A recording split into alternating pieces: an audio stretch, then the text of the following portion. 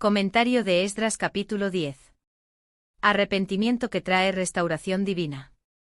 1. Mientras oraba Esdras. En el resto del relato, Esdras se retira del escenario de la acción y habla de sí mismo en la tercera persona del singular. Con referencia al cambio del pronombre, ver comentario de capítulo 7:28. Una muy grande multitud. Muchas personas habían ido al templo para presenciar el sacrificio habitual de la tarde.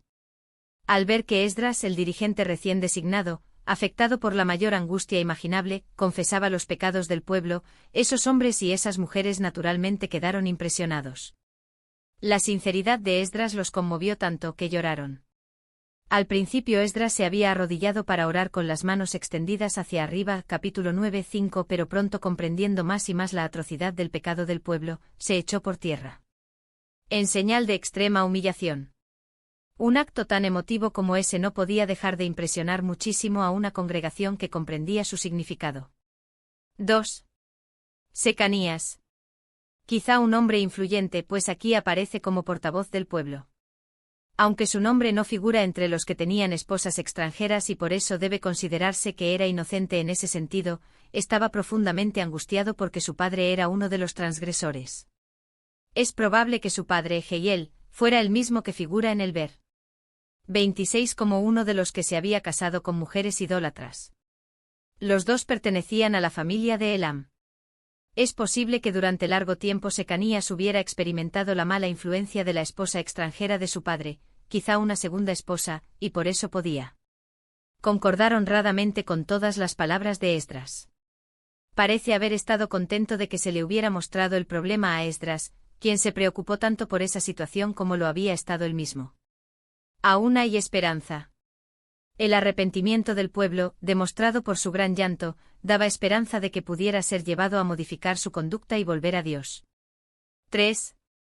Despediremos a todas las mujeres. Secanías presentó sugerencias concretas, lo que implica que esa situación debe haberlo apesadumbrado por algún tiempo. Esdras aún no había dado su consejo en este asunto. Sin duda Secanías consideraba que los matrimonios realizados en contra de la ley no solo eran malos, sino que carecían de validez. La ley de Moisés permitía el divorcio por varias causas, ver Deuteronomio 24:1-4, Mateo 19:3. Los nacidos de ellas. Los niñitos necesitan de un modo especial el cuidado de su madre. Hubiera sido sumamente cruel sugerir una separación. Además podrían haber heredado susceptibilidades que, sumadas a la influencia del ambiente pagano, los llevaría a la apostasía. Por otra parte, los niños mayores ya podían estar contaminados de apostasía. A Secanías le pareció mejor despedir a los niños junto con las madres. Conforme a la ley. Esto podría entenderse emoticono cara triste 1, que la ley que prohibía esos matrimonios fuera satisfecha de esa manera, o 2, que el divorcio se realizara como está prescrito en la ley, ver Deuteronomio 24:1. 4. Esta es tu obligación. Este asunto te incumbe, Biblia de Jerusalén. Puesto que la misión de Esdras comprendía la responsabilidad de castigar a los que no quisieran obedecer la ley de Dios, capítulo 7:26, tenía la obligación moral de tomar medidas. Esdras, dándose cuenta de que cualquier medida que pudiera tomar le acarreaba la antipatía de buen número de los culpables, debe de haberse sentido reanimado por las palabras de Secanías: estaremos contigo. 5. Entonces se levantó Esdras. Sin vacilación, al punto actuó Esdras obligando bajo juramento a los dirigentes religiosos a que cumplieran lo que Secanías había sugerido, con lo cual Esdras concordaba totalmente. La confirmación de una decisión tan importante con un juramento está en plena armonía con las costumbres de los tiempos del Antiguo Testamento. Ver Josué 2:12, Deuteronomio 6:13. 6. La cámara de Johanán. Respecto a los aposentos del templo, ver comentario de capítulo 8:29. Acerca de Johanán. Véase la nota adicional del capítulo 7. Este Johanán parece haber sido nieto de Eliasib, Nehemías 12:22-23, y sumo sacerdote en tiempos de Nehemías, Nehemías 13:4. 5. Los papiros elefantinos confirman que Johanán era sumo sacerdote en 410 a.C. En 457 a.C. ya tenía una cámara en el templo, y por lo tanto debe haber Tenido más de 20 años en ese momento, ver comentario de Esdras 3, 8. No tienen base las objeciones de algunos comentadores a la identificación de este Johanán con el que menciona Nehemías, y el que aparece en los papiros elefantinos. No comió pan ni bebió agua.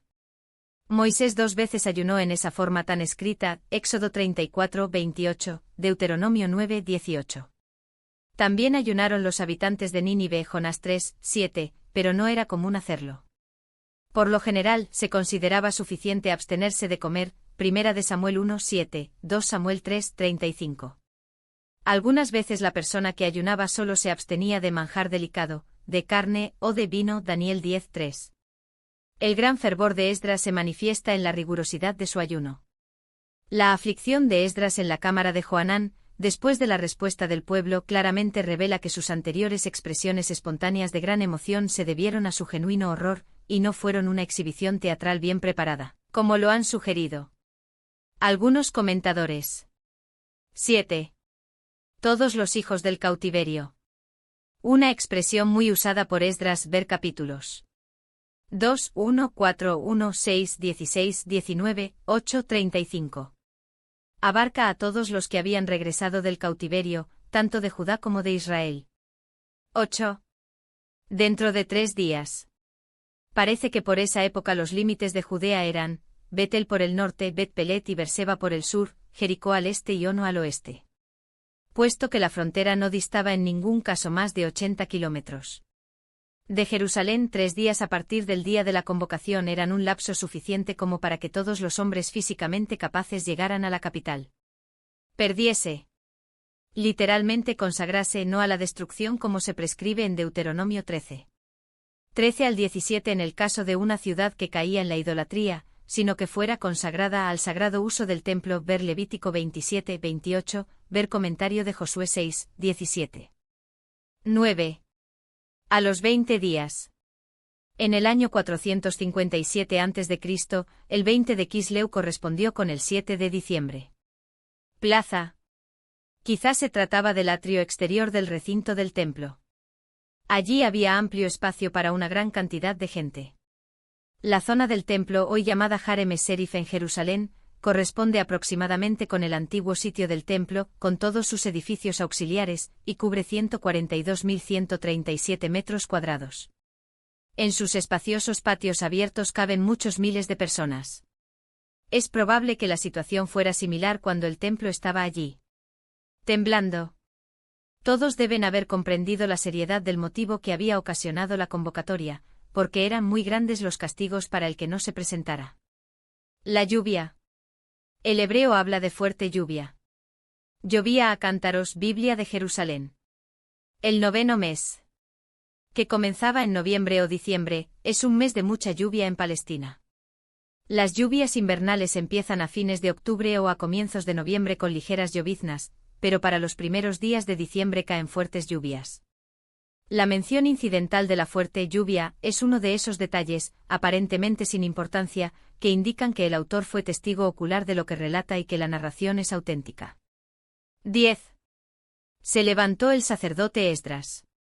Hasta este momento Esdras parece haber dejado que presidieran las autoridades civiles, pero ahora se adelantó osadamente para censurar el pecado cometido, y como caudillo supremo exigió la repudiación de las esposas extranjeras. 13. Somos muchos los que hemos pecado. O también, hemos pecado grandemente en este asunto. La magnitud de la falta en parte se debía sin duda al número de personas que la habían cometido. 14. Sean nuestros príncipes. Puesto que eran tantos los casos que debían investigarse y decidirse, se sugirió que los funcionarios administrativos y las autoridades judiciales recibieran autorización para encargarse de este asunto. Todos los que hubieran transgredido deberían comparecer ante ellos. Apartemos de nosotros el ardor de la ira. Hayamos apartado de nosotros el furor de la cólera, Biblia de Jerusalén. Si bien el hebreo de esta frase es difícil de traducir, es probable que las traducciones de la Biblia Reina Valera revisada y la Biblia de Jerusalén sean correctas. 15. Se opusieron. No se da la razón de la oposición de Jonatán, Jaazías, Mesulam y Sabetai. Ninguno de los 4 aparece en la lista de los transgresores, y nadie podía acusarlos de que trataban de protegerse a sí mismos. El levita Mesulam, versículo 15, no puede ser el Mesulam del versículo 29, que no pertenecía a los levitas, porque los transgresores levitas aparecen en los versículos 23-24. Estos 4 hombres eran obstinados fanáticos, que se oponían a toda demora y querían que el asunto se decidiera allí mismo, o habían sido sobornados para que actuaran en nombre de algunos transgresores que no se atrevían a oponerse públicamente. Cualesquiera fueran las razones para su oposición, no tuvieron éxito. El relato muestra claramente que se llevaron a cabo las medidas propuestas por Esdras. 16.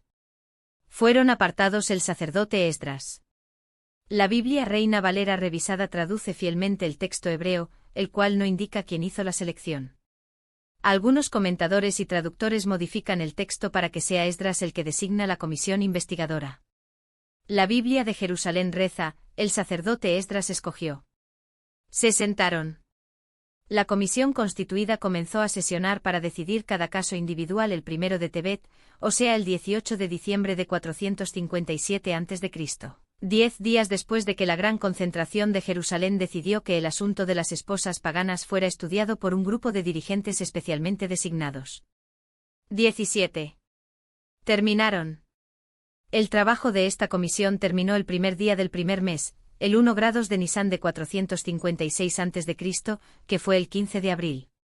Las sesiones de ese tribunal especial habían durado casi 4 meses, puesto que en la primavera de 456 a.C. es probable que se hubiera insertado un segundo Adar antes de Nisán, ver página 112, también el T2, páginas 106-119. 18. Los hijos de los sacerdotes. Consciente del peligro de que la nación recayera en el pecado que procuraba desarraigar, Esdras castigó a los infractores poniendo sus nombres en un registro para que otros así escarmentaran. A los sacerdotes les cupo el primer lugar en esa nómina de transgresores, pues su responsabilidad era la mayor de todas. Como custodios especiales de la ley, tenían la obligación de observarla más estrictamente. Por la misma lógica, colocó a los levitas inmediatamente después de los sacerdotes. Luego siguen los laicos, ordenados según sus diversas familias. La nómina de laicos sugiere que estaban implicadas solo 9 de las 33 familias mencionadas en la lista de Zorobabel. Hay una familia adicional que no figura en el registro de Zorobabel. Por otra parte, 3 de las 4 familias sacerdotales y aún algunos parientes cercanos del sumo sacerdote estaban entre los culpables. Los hijos de Jesúa. En primer lugar, entre los sacerdotes aparecen 4 nombres de hijos y otros parientes de Jesúa, el sumo sacerdote que había regresado a Jerusalén con Zorobabel. Como ocurre en muchos otros pasajes bíblicos, la palabra hijo puede representar a un nieto, o aún a un bisnieto, ver comentario de Cap 7.1. 19. Dieron su mano. Se comprometieron bajo juramento, Biblia de Jerusalén. Se describe aquí el procedimiento que se siguió en el caso de los parientes de Jesúa que se divorciaron de sus esposas paganas. En primer lugar, dieron su mano, es decir, se comprometieron a despedir a sus esposas y a separarlas de la congregación de Israel. Después ofrecieron un carnero como ofrenda por el pecado conforme a la ley, Levítico 5, 14-16, ver comentario de Levítico 4, 2. En todo el resto de la lista solo se dan los nombres de las personas y las familias a las cuales pertenecían, sin repetirse el asunto del divorcio. Sin embargo, el contexto indica que se les exigió que siguieran el mismo procedimiento. 20. Los hijos de Imer. Acerca de las familias sacerdotales, ver comentario de capítulo 2, 36-39. Contando los miembros de la familia del sumo sacerdote, versículo 18, eran 17 los sacerdotes culpables. Al comparar esta lista con los nombres que aparecen en el Cap 2, se observa que ninguna de las legítimas órdenes sacerdotales que regresaron con Zorobabel estaba libre de culpa en este asunto. Algunos de los nombres dados en los versículos 20 al 22 reaparecen en las nóminas de Nehemías 8, 4 y 10, 2 al 9. Posiblemente se refieren a las mismas personas. 23. Los levitas. En el caso de los levitas solo se dan 6 nombres y no se designan las familias a las cuales pertenecían. Calaía o Kelita figura también en Nehemías 8, 7 y 10, 10. Jozabad reaparece en Nehemías 8, 7. 24. Cantores. Se dan los nombres de un cantor y de 3 porteros. 25. De Israel. Es decir, de los laicos, de los cuales se dan 86 nombres. De las 10 familias representadas, 9 se mencionan en la lista de Zorobabel. Puesto que se habla de 2 familias de Baní, versículo 29 y 34, y solo hay una en la lista de Zorobabel, la segunda de las 2 familias debe haber regresado más tarde. 26. Jehiel. Probablemente sea el padre de Secanías quien aconsejó a Esdras ver versículo 2 al 4. 44. Todos estos. En hebreo este versículo es un tanto oscuro. La traducción de la Biblia Reina Valera revisada es la más literal. Muchos eruditos modernos traducen como la Biblia de Jerusalén, todos estos se habían casado con mujeres extranjeras, pero despidieron tanto a las mujeres como a sus hijos.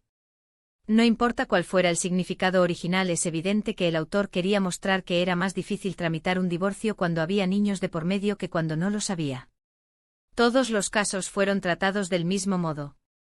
La lista presentada en los versículos 18 al 43 muestra que 113 hombres eran culpables de haberse casado con mujeres paganas. Sería interesante conocer el número total de habitantes de Judea en tiempo de Esdras, a fin de tener un cuadro más claro de la propagación de este mal en Judea. Puesto que no existen esas cifras, solo puede hacerse una comparación con el número de personas que habían llegado a Judea con Zorobabel unos 80 años antes. Número de hombres que hombres convolvieron con esposas extranjeras. Sacerdotes 17. Levitas 6. Cantores 1. Porteros 3. Laicos 86. Total 113. Número de hombres que hombres convolvieron con Zorobabel. Sacerdotes 4289. Levitas 74. Cantores 128. Porteros 139. Laicos 24.144. Total 28774. Porcentajes. Sacerdotes, 4 segundos. Levitas, 8.1. Cantores, 8 segundos. Porteros, 2.2. Laicos, 4 segundos. Total, 4 segundos. Puesto que tan pocos levitas habían regresado en tiempo de Zorobabel, el porcentaje de transgresores de este grupo parece alto en comparación con los otros grupos enumerados. Es evidente que en todos los grupos un promedio de por lo menos 4 hombres en 1000 se habían casado con mujeres extranjeras. Este porcentaje tan pequeño podría explicar en parte la razón por la cual Esdras no encontró oposición a las medidas que se propuso tomar. Aunque el número de transgresores era relativamente pequeño, la tendencia era peligrosa. Esdras, al igual que los otros dirigentes concienzudos, estaba resuelto a mantener la nación libre de influencias paganas. Entre otras naciones antiguas hay casos paralelos con la reforma de Esdras, pero generalmente el único propósito era el de mantener pura la raza. Antes del año 445 a.C., nótese la fecha, a los patricios romanos les estaba vedado casarse con plebeyas. En el año 451/50 a.C., Pericles puso en práctica una ley en Atenas por la cual solo los hijos de atenienses de pura cepa podían seguir siendo ciudadanos de Atenas. Casi 5.000 personas fueron entregadas a la esclavitud porque no eran de pura sangre ateniense. Esdras sabía que el gran desastre de 586 a.C., cuando Jerusalén fue destruida y la nación dejó de existir, se había debido a la idolatría. Por todos los medios posibles debía evitarse que volviera a ocurrir lo mismo. El mal, aunque pequeño cuando Esdras llegó a Jerusalén, en poco tiempo escaparía de todo control si no lo extirpaba. Por eso se resolvió erradicarlo sin pensar en las penalidades personales que eso ocasionaría. La situación era especialmente peligrosa porque dirigentes y miembros de la familia del sumo sacerdote estaban entre los transgresores. Las medidas que Esdras empleó entonces y más tarde las de Nehemías tuvieron como resultado que los judíos consideraran con horror los matrimonios mixtos. Esa predisposición ha mantenido a la nación judía relativamente libre de matrimonios mixtos hasta el presente. Por contraste, las antiguas naciones que rodeaban a Judea se han perdido por las mezclas raciales y las migraciones. Comentario de Esdras capítulo 10.